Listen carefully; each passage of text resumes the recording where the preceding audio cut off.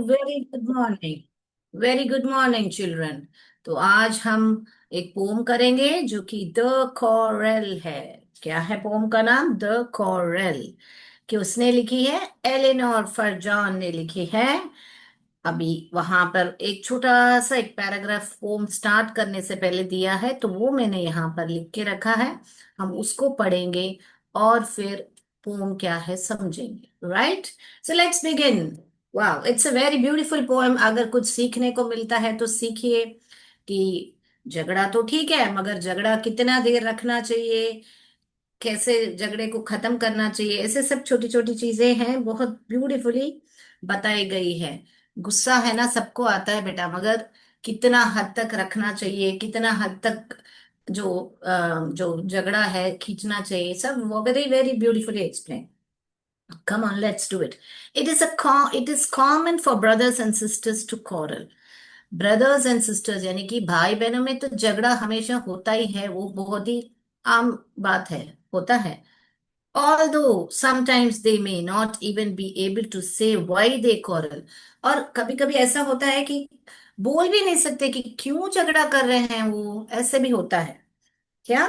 Y क्या है? Why they quarrel, क्यों झगड़ा हुआ वो भी नहीं मालूम है। But how long do such quarrels last? परंतु कितनी देर वो जो झगड़ा है रहता है। हाउ डू दे एंड, और वे कैसे खत्म करते हैं, और उस झगड़े को वो ही मायना रखता है। तो बेटा, भाई और बहन, ब्रदर्स एंड सिस्टर्स को क्या बोलते हैं? सिबलिंग्स बोलते हैं। क्या बोलते हैं बेटा? सिबलिंग्स। Okay, siblings. राइट। तो भाई बहन को क्या बोलते हैं बेटा? Siblings. Do you have siblings? ऐसे पूछने से क्या मतलब है कि तुम्हारा भाई बहन है क्या? मुझे मालूम नहीं आपका भाई है कि बहन है, तो मैं जनरली पूछ सकती हूँ डू यू हैव सिबलिंग्स करके। तो चलिए मैं मेरा स्क्रीन शेयर करती हूँ। आप लोग अपना पेज निकालिए, तो कॉरल जहां पे लिखा है पोम 37 पेज पे, उसमें निकालिए और हम लोग साथ साथ पढ़ेंगे, ठीक है ना बेटा? So let me share my screen. Right.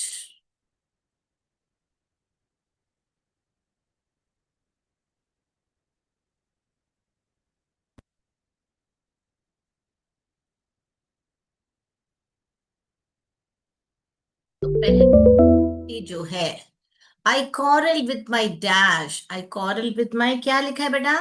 Brother. I quarrel with my brother, कि मैंने मेरे भैया के साथ झगड़ा किया करके बोला है। कौन? ये जो ऑथर, जो पोएट है, वो उनकी भाई बहन के झगड़े के बारे में यहाँ पे वर्णन कर रहे हैं। I don't know what about, मगर मुझे इतना याद नहीं है कि किसके बारे में झगड़ा हुआ था। क्या बोल रहे हैं? आई quarrel with my brother.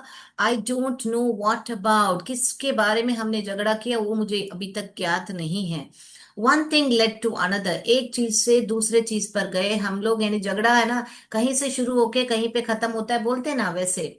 One thing led to another and somehow fell out. अभी ये फेल आउट का मीनिंग क्या है बेटा? यानी कि ऐसे ही बढ़ता गया झगड़ा, और हम बढ़ते गए आगे, झगड़ा बढ़ता ही गया, रीजन ही नहीं था ऐसा। The start of it was slide.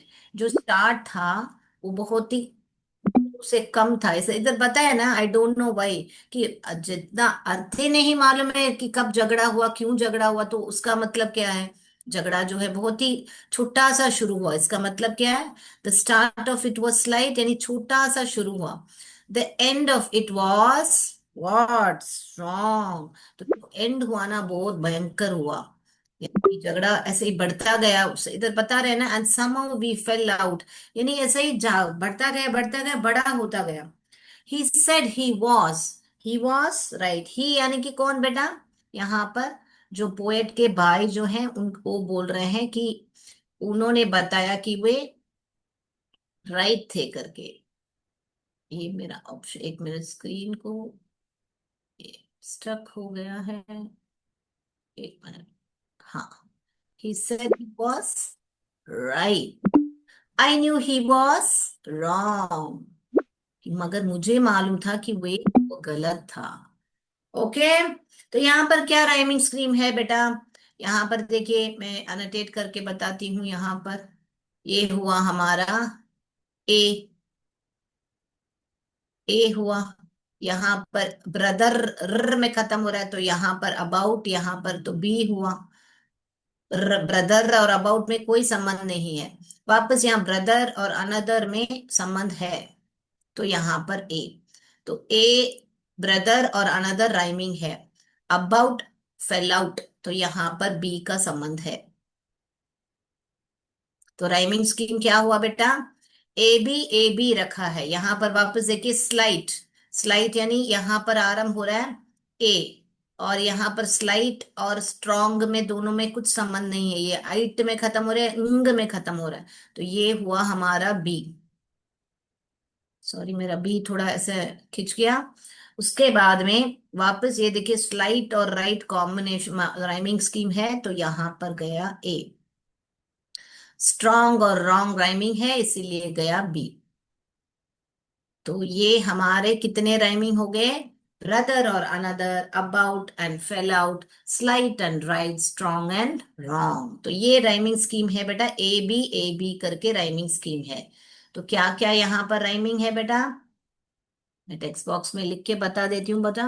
Brother और अनदर एक राइमिंग वर्ड है, देख लीजिए बेटा, लिख लीजिए।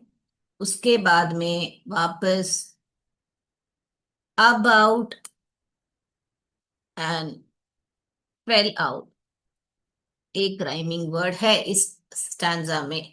उसके बाद में वापस स्लाइड और राइट राइमिंग वर्ड है। वापस यहाँ पर स्ट्रॉन्ग और रॉन्ग राइम कर रहे हैं। तो समझ में आई बात बेटा? टोटल मिलके चार जोड़ी राइमिंग वर्ड है यहाँ पर। Brother, another, about, fail out, slight, right, strong, wrong, wrong, Aung, Aung करके खत्म हो रहा है। ओके, तो राइमिंग वर्ड स्पेलिंग सेम हो जरूरत नहीं है। यहाँ जो साउंड्स है, साउंड को ही ध्यान में देना है। राइट, सो मैंने राइमिंग स्कीम भी बता दिया है, राइमिंग वर्ड्स भी इसमें बता दिया है आपका, और जो है मीनिंग भी समझा दिया है। Right, I quarreled with my brother, I don't know what about. One thing led to another, and somehow we fell out. The start of it was light, the end of it was strong. He said he was right, I knew he was wrong.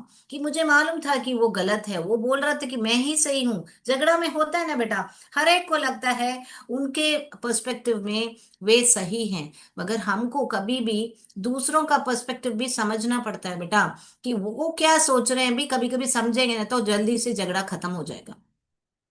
तो always try to understand कि दूसरों का perspective क्या है। ये लिख लिया है बेटा, अभी मैं रब करूं इसको?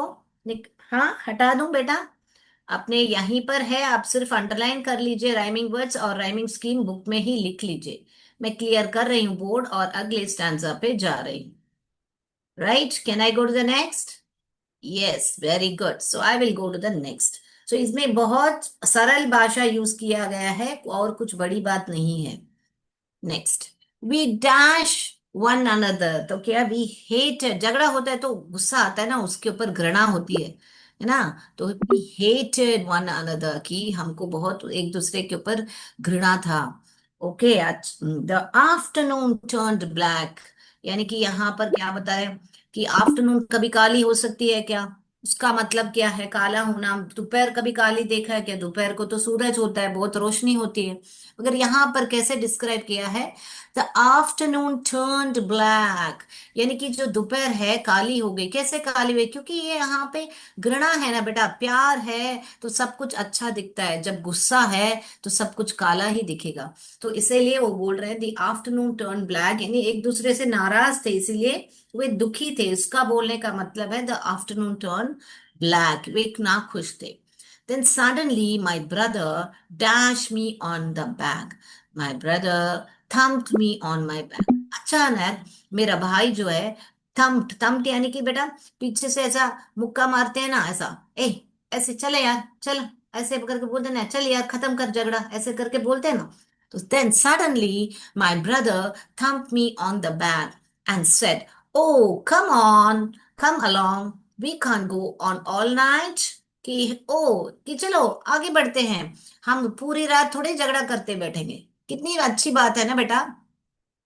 कभी भी है ना बेटा, झगड़ा करना बहुत आसान है बेटा, मगर झगड़े को खत्म करना और क्षमा मांगना, आपकी गलती नहीं है तो भी क्षमा मांगिए, तो वहीं पर झगड़ा खत्म होता है। आप ऐसे ईगो रख के खींचते जाओगे तो वो बड़ा होते ही जाएगा बेटा।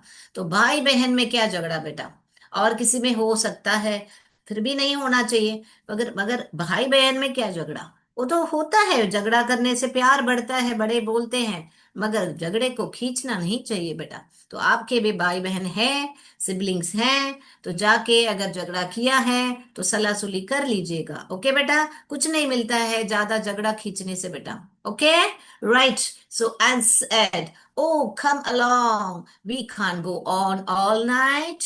तो बोला, ओ आ जाओ, अभी हम लोग रात भर थोड़े लड़ेंगे, कम ऑन यार करके, थम तो माने ऐसे मुक्का मार के ऐसे बोलने के, नहीं चल यार, ऐसे करके पीठ में थपथपाना जैसे बोलते हैं ना, उसको ही थम्प्ड बोलते हैं। Right. We I was in the what, I was in the wrong. अभी क्या बोल रही है हमारी पोएट, क्या बोल रही है एलेनोर, मैं अभी गलत थी, क्योंकि मैं है ना, मैं भी क्षमा मांग सकती थी, मगर मेरा भाई सही था, उसने झगड़ा खत्म किया। ही वॉज इन द राइट। तो पहला क्या बोला हमारी कवि या कवि ने क्या बोला था, कवियत्री बोला, क्या बोला था कि वो राइट थी और मेरा भाई गलत था। अभी क्या बोल रही है, झगड़ा खत्म किया भाई ने, इसीलिए भाई को बोल रहे I was in the wrong, मैं गलत थी, he was in the right. Very beautiful poem. यहाँ पर भी देखिए बेटा, राइमिंग स्कीम मैं बता देती हूँ लिख के बेटा। तो यहाँ पर ही वी हेटेड वन अनदर, तो यहाँ पर अनदर जो है, यहाँ पर एक मिनट मैं पेन के लेती थी, तो यहाँ पर ये ए, तो अनदर और ब्लैक कहीं भी संबंध नहीं हो रहा है, अनदर में खत्म हो रहा है, ब्लैक में खत्म हो रहा है, तो ये बन गया हमारा बी। यहाँ पर अनदर ब्रदर सेम हो रहा है तो ए, और यहाँ पे ब्लैक सीके में खत्म हो रहा है, हमने पढ़ा था फोनिक्स में, सीके कब आएगा, जब आ आएगा, सिर्फ के कब आएगा, जब कॉन्सोनेंट आएगा। आई मीन ये भी सीके है, यहाँ पर भी ब ऐक आ, ए अपना स्वर निकाल रहा है, इसीलिए सीके आएगा, मैंने सिखाया था आपको। तो यहाँ पर ब आएगा। ब्लैक और back rhyming scheme A B है इस स्टैंजा में। वापस यहाँ पर देखिए, अलोंग अलोंग, तो ये ए हुआ, नाइट जो है बी है, क्योंकि अलोंग और नाइट मैच नहीं कर रहा है। फिर वापस रॉन्ग, यहाँ पर अलोंग के साथ मैच कर रहा है, अलोंग इंग इंग, यहाँ पर भी इंग इंग है, और यहाँ पर नाइट नाइट, और यहाँ पर बी आएगा राइट। तो राइमिंग स्कीम देख ली है हमने। अभी हम देखेंगे इसका क्या बोले, राइमिंग वर्ड्स। वापस यहाँ पर भी अनदर और ब्रदर है, वहां पर ब्रदर और अनदर था, यहाँ पर अनदर और ब्रदर है। वापस और एक क्या देखेंगे हम, ब्लैक और बैक, ब्लैक और बैक, सॉरी टाइप नहीं हुआ,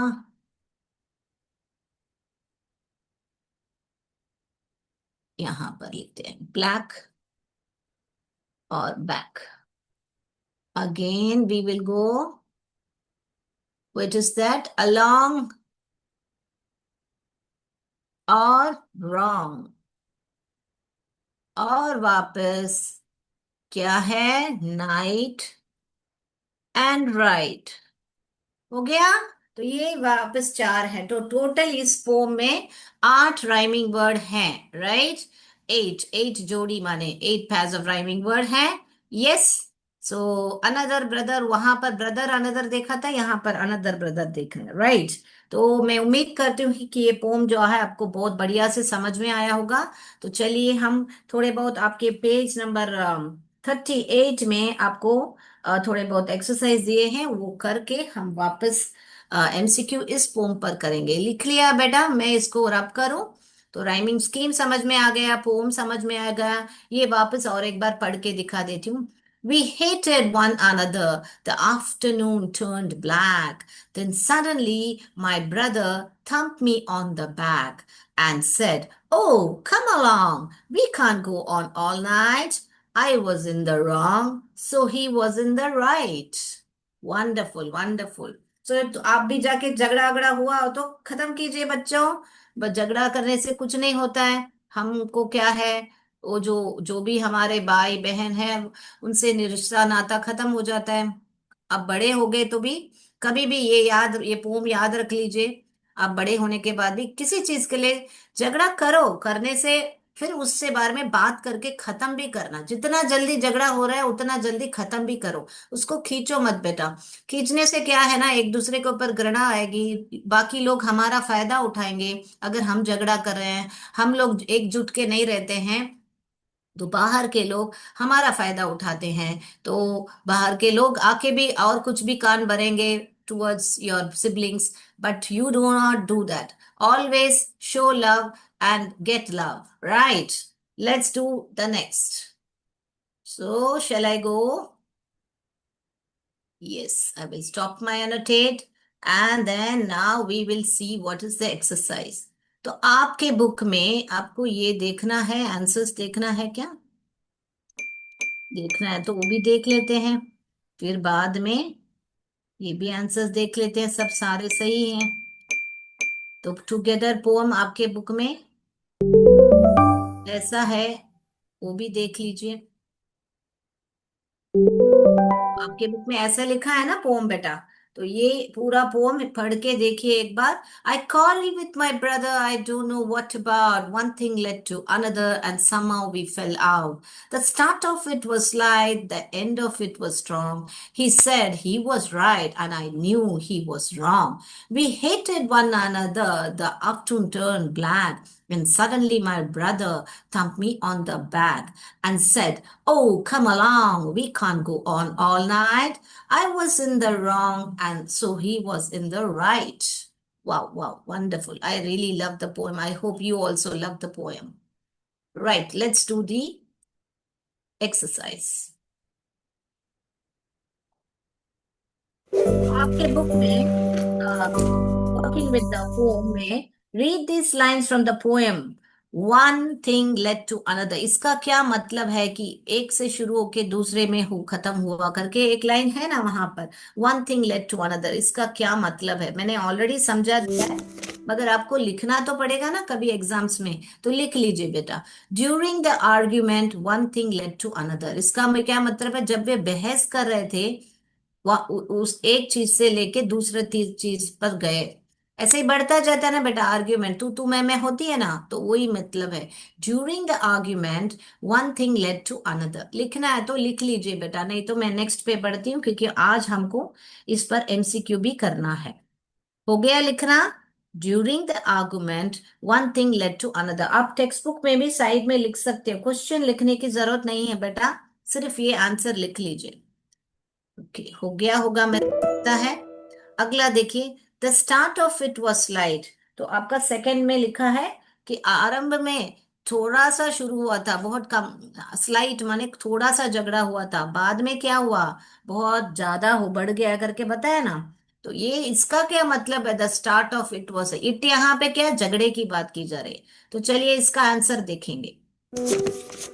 The start and the cause of the quarrel was petty and small. तो ये जो quarrel यानी झगड़ा जो हुआ था, वहां पे मैंने बताया था ना बेटा, इट का क्या है मतलब, quarrel की बात की जा रही। जो quarrel है वो बहुत petty और small था, बहुत छोटी रीजन पे के लिए हुआ था। तो कुछ बोल ही नहीं सकते कि ऐसा कोई रीजन के लिए, ऐसे कोई कारण के लिए कोई झगड़ेगा। तो it was petty and small. Okay, लिख लिया। The start and the cause of the quarrel was petty and small. Right, अगला जाएंगे बेटा हम। तो आपके बुक टेक्स्ट बुक में साइड में लिख लीजिए बेटा, third one, the end of it was strong. तो मैंने बताया था स्टार्टिंग में तो स्लाइट था, मगर खत्म होने के टाइम में बहुत भयंकर खत्म हुआ था। ऐसा बोलने का मतलब है ना, बहुत बहुत भयंकर लड़े हम। तो यहाँ पर वापस इट किसकी बात की जा रही, झगड़े की बात की जा रही। तो यहाँ पर झगड़े का खत्म होने का बात कर। The quarrel ended on a sour note, which had a long-lasting effect. So sour, sour यानी कि जो क्या नींबू कैसे sour होता है, खट्टा होता है, तो वैसे खट्टापन हो गया जैसा। रिश्ते में खट्टापन आ गया बोलते हैं ना। The quarrel ended on a sour note which had a long lasting effect. दो ज्यादा क्या है, दोपहर तक दोनों नाराज थे, बताया था ना पोम में, दोपहर तक गया था करके। तो द इसीलिए लॉन्ग लास्टिंग इफेक्ट लिखा है वहां पर। सुबह शुरू होके दोपहर तक तो थोड़ा ज्यादा ही हो गया ना, 10-15 मिनट ऐसे वैसे झगड़ा करके खत्म करना चाहिए था, मगर दोपहर तक गया था। हो गया लिखना बेटा। The quarrel ended on a sour note which had a long lasting effect. चलिए अगला देखेंगे बेटा। द आफ्टरनून टर्न ब्लैक, यानी कि जो दोपहर थी काली हो गई थी। क्या दोपहर काली हो सकती है? तो उसका क्या मतलब है? The quarrel spoiled the mood of the quarreling persons and the afternoon became intolerably sad. तो मैंने बताया ना, intolerably, tolerable माने सहन करना, intolerably माने सहन नहीं कर सकते, यानी कि इतनी दुख, बहुत दुख हो गया था। तो दोपहर जाते जाते दोनों का जो माइंड का स्थिति यानी मूड जो है वो है ना, यहाँ पर देखिए बेटा, एक और एक बात बतानी थी। यहाँ पर डबल एल भी लिख सकते हो और एक एल भी लिख सकते हो। अमेरिकन इंग्लिश में एक एल लिखते हैं, ब्रिटिश इंग्लिश में एल डबल एल लिखते हैं। हम लोग ब्रिटिश इंग्लिश फॉलो करते हैं, इसलिए मैंने यहाँ पर डबल एल लिखा है। ओके बेटा, एक एल भी लिख के लिख सकते हो, वो भी मेरे को बताना था आपको। तो गलत नहीं है, कॉरलिंग में एक एल भी लिखा तो। चलिए तो इस पर आएंगे। The coral spoil the mood off the quarrelling person, यानी कॉरलिंग पर्सन यहाँ पे कौन है? भाई बहन, जो कि हमारी पोएट है और उसका उनका भाई। And the afternoon became intolerably sad, बहुत ही सहन नहीं कर पाए, इतना दुख हुआ था। चलिए लास्ट वन जाएंगे, फिर हम एमसीक्यू पे जाएंगे। Thumped me on the back, मैंने बोला ना ऐसा मुक्का मारने जैसे, मगर गुस्से से नहीं, ऐसे पैट करने जैसा। तो थंप किया, बताया पैटेड on the back in an amiable manner. तो एमिएबल मैनर माने क्या? बहुत फ्रेंडली मैनर में, गुस्से से नहीं, ऐसे गुस्से से मुक्का नहीं मारा, ऐसे थंप ली, गुजर चलो यार खत्म करते हैं झगड़ा, ऐसे करके उनके भाई ने मारा था। So patted on the back in an amiable manner, उसका अर्थ ये होता है। लिख लिया बेटा? अभी एमसीक्यू पर जाए, समय हो गया है। और एक भी आपके बुक में है, and somehow we fell out and turned black का क्या मतलब है? वो चाहिए तो वो भी 1 मिनट दिखा देती हूँ। इसका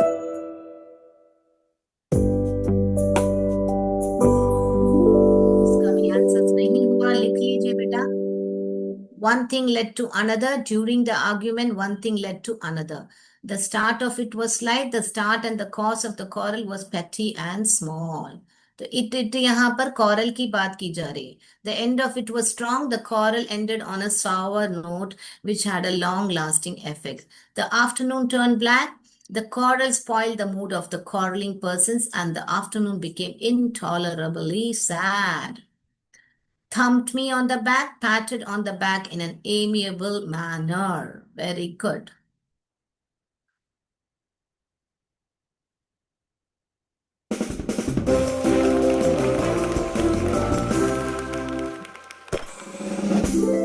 And somehow we fell out. And somehow we fell out यानी कि क्या बेटा? Argued और quarrel, यानी कि हम बहस करते ही गए और झगड़ा करते गए, ये ही रही सही है। अग्रीड और अप्रूव गलत है। तो इसको, इसका मतलब क्या है पूछा है आपसे। तो somehow we fell out यानी argued and quarreled, and somehow we fell out हो गया। अभी सेकंड वाला देखिए।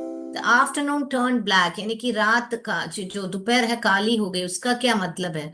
वॉज स्पॉइल्ड और wasted due to a bad और टेंस्ड मूड, यानी कि जो दोपहर है बहुत खराब हो गई थी क्योंकि बहुत खराब मूड था।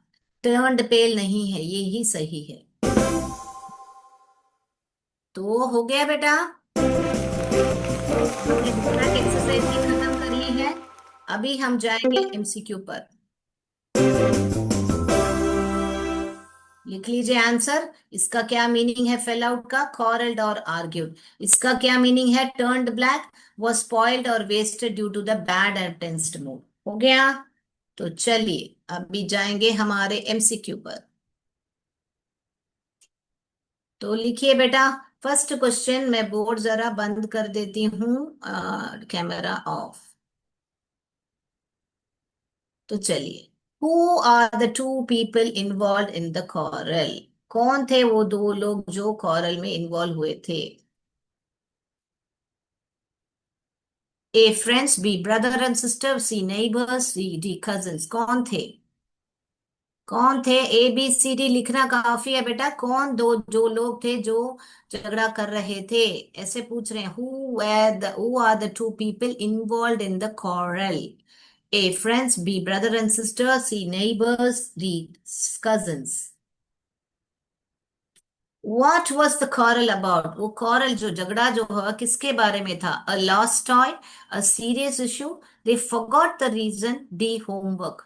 किस रीजन के वजह से नो वे झगड़ा किया? क्या वजह थी उनके झगड़े के लिए? एक खोया हुआ खिलौना, एक कोई सीरियस बात थी, कोई बहुत गंभीर मामला था। दे फॉरगॉट द रीजन, यानी कि वो रीजन ही भूल गए थे, वजह ही भूल गए थे, या डी होमवर्क पर। Who started the quarrel according to the speaker? वो जो झगड़ा था, स्पीकर कौन है? हमारी जो पोएट है एलेनोर फजान है। वो क्या बोल रही है? किसने झगड़ा शुरू किया था? Is the sister, the brother, both together, a friend? किसने झगड़ा शुरू किया था? The sister, the brother, both together, a friend? Answers आप चैट बॉक्स में बता सकते हो बेटा, लाइव में भी बता सकते हो, या तो जूम लिंक में भी बता सकते हो। मैं दोनों में आपको देख रही हूँ बेटा। थोड़ा समय, 2 मिनट एक्स्ट्रा लगेगा बेटा। What kind of the relationship is shown in the poem? क्या रिलेशनशिप बताया है इस पोम में? टीचर स्टूडेंट का रिलेशन बताया गया है, पेरेंट चाइल्ड का, या सिबलिंग बॉन्ड का, या बेस्ट फ्रेंड्स का? किसका बताया गया है बेटा? ए बी सी डी लिखना काफी है बेटा, क्वेश्चन लिखने की जरूरत नहीं है। व्हाट काइंड ऑफ रिलेशनशिप, कौन सा रिलेशनशिप बताया गया है इस पोम में? हो गया। ए बी सी डी लिखना काफी है। A teacher student, B parent child, C sibling bond, D best friends. Who made the effort to make up first? Makeup first माने एक फ्रेज है बेटा कि किसने झगड़ा फर्स्ट खत्म किया था। मेकअप, मेड अप, मेकअप यानी कि वापस जाके उस खराब चीज को वापस मेकअप करना, यानी कि सुझालना, यानी उसको खत्म करने का, यानी कि बराबर करने का। ओके, सुलझाने का, करेक्ट वर्ड इज सुलझाने का। Who made the effort to make up first? A speaker, B mother, the mother, B C the brother, a friend? किसने फर्स्ट एफर्ट यानी कि प्रयास किया था कि उसको सुलझाने का, झगड़े को? मेकअप। हु मेकअप, यहाँ पे मेकअप करना नहीं है, संवरना सजरना नहीं है, सजना नहीं है। Right. What is the central theme of the poem? ये पोम का सेंट्रल थीम क्या है? A nature, B friendship, C misunderstanding and reconciliation, D war. Reconciliation माने क्या बेटा? वापस सुलझाना। Okay, misunderstanding and reconciliation. Okay, what is the central theme of the poem? हो गया। What does the word quarrel mean in the poem? A debate, D disagreement or fight, C chat, D argument in the court। quarrel का मतलब क्या इस poem में? इस poem में कि डिबेट है, वार्तालाप, एक दूसरे से वार्तालाप है, या डिसएग्रीमेंट और fight, C chat, argument in the court. What happened to the mood of the day after the quarrel? Quarrel के बाद यानी झगड़े के बाद क्या हुआ था? उस दिन का मूड कैसा था? It was exciting, it grew worse, it remain the same, it turned happy. कैसा रहा उनका मूड उस झगड़े के बाद? ए बी सी डी लिखना काफी है बेटा। बहुत ही उत्तेजित था दिन, यानी एक्साइटिंग था। Grew worse, it remain the same, it turned happy. Right. Ninth सवाल पे जा रही हूँ। What tone is use in the poem? क्या टोन यूज किया गया है पोम में? A angry and tense, B sad and hopeless, C light and playful, D serious and dramatic. तो इस पोम में कैसा टोन है? जब हम पढ़ रहे हैं तो हमको कैसे क्या कौन से टोन में ये पोम लिखी है, कि क्या बताना चाह रही है? कि एंग्री और टेंस टोन में है, sad and hopeless, light and playful, serious and dramatic, कैसा है? लास्ट सवाल। What lesson can be learned from the poem? A, quarrels are fun, कि पोम से क्या सीख मिलती है? कि कॉरल जो है बहुत अच्छा फन होता है। It is good to be stubborn, यानी कि जिद करना अच्छा होता है। It's better to forgive and forget, कि हमेशा अच्छा होता है कि दूसरों को क्षमा करो और भूल जाओ झगड़े को। नेवर स्पीक फर्स्ट, कभी भी जाके पहला बात मत करो। स्टबर्न यानी कि जिद बेटा। हो गया, तो आंसर्स पर चले हम अभी। Very good. समय हो गया है, जल्दी से आंसर्स डिस्कस करेंगे। Who are the two people involve? दोनों भाई बहन थे। बी ऑप्शन रेडी करेक्ट है, ब्रदर एंड सिस्टर, तो बी ऑप्शन को टिक कीजिएगा। What was the quarrel about? They forgot the reason, यानी कि वे भूल ही गए थे कि क्या वजह थी, कहीं से शुरू होके कहीं पे खत्म हुआ था, इसीलिए सी ऑप्शन सही है। Who started the quarrel according to the speaker? Speaker के हिसाब से उसके भाई ने शुरू किया था, B brother. What kind of relationship is shown?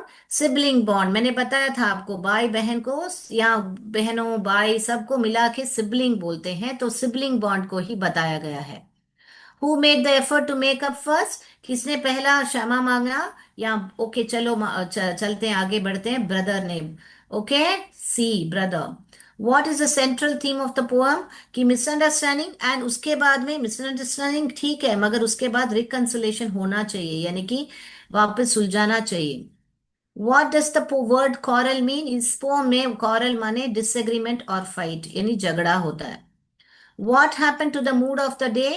It grew worse, यानी दोपहर तक गया, बढ़ते ही गया, तो इसलिए वर्स करके बताया है। Why? What is the tone or use in the poem? Light and playful, बहुत ही हल्का सा प्लेफुल है। ये दोनों में झगड़ा हुआ था, बाद में सुलह सुलह भी हो गया। कोई सीरियस और ड्रामेटिक प्ले सब नहीं है। Last one. What lesson can be learned from the poem? It's better to forgive, यानी क्षमा करो और आगे बढ़ो और भूल जाओ झगड़े को। तो मैं उम्मीद करती हूँ कि बच्चों आपको आज का लेसन जो है बहुत बढ़िया से समझ में आया होगा, और आप सब लोग ने आंसर्स भी बहुत बढ़िया से लिखे होंगे। Very good. थैंक यू बच्चों। जय विद्या शक्ति, जय भारत, जय हिंद, धन्यवाद।